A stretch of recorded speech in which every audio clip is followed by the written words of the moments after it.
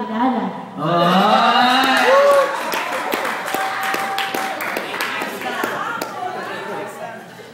Kung sila'y hindi ko, sabi mong nakikita, mas lalo naman ikaw o dalaga, sapagkat obvious naman alam nilang talaga na ngayon may takip ang iyong dalawang mata. Ang iyong mata may takip sapagkat may bulag, kumbaga. Ngunit sasabihin ko sa iyo, bawat isa, sila'y makata. Kung kaya't ikaw sumampo ng iyong pinakadakila, ang galing sa puso para makita. Oo, ay, siyempre.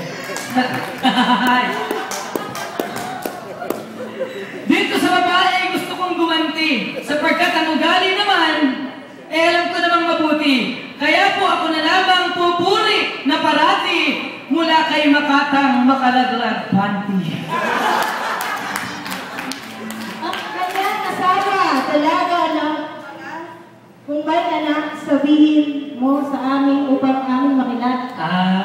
Okay. Meron na kaming anak at iyan ay isa lamang. Iyan ay pinaghirapan at pinagpuyatan. Ito ngay sa papag, ginawa ko naman at nang ako'y mapagod, siya ay tinulugan. Ibig mo sa totoo na alam ay mayroon pagmamahal. Kung ibigay at dapat sinawalat. Katulad niya kanina, dito ay nag-usap. Ang isang matanda, bata nga rin sukat.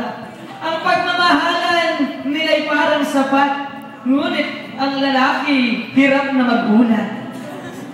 Kaya pa ba? Ano, Maricel? Mahal mo na ba si Jean? Jean Pomelo, ang magandang anak ninyo. Atin ang ituloy ang ating labanan.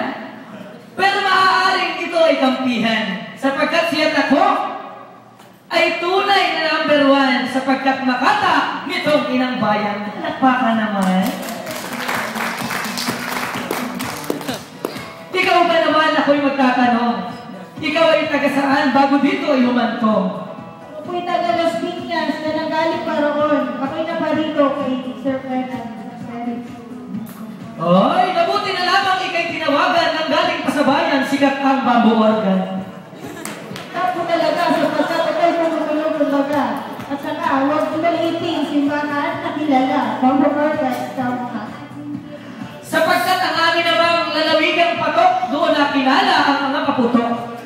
Kapag ikay nasa bukan, ikay siguradong tepo.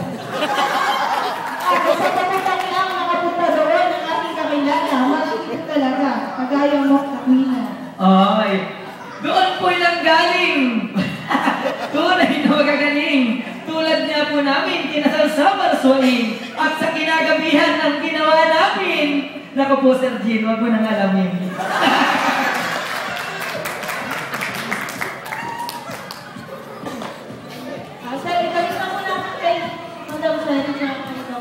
Ay, topic nga pala natin. Okay nga naman.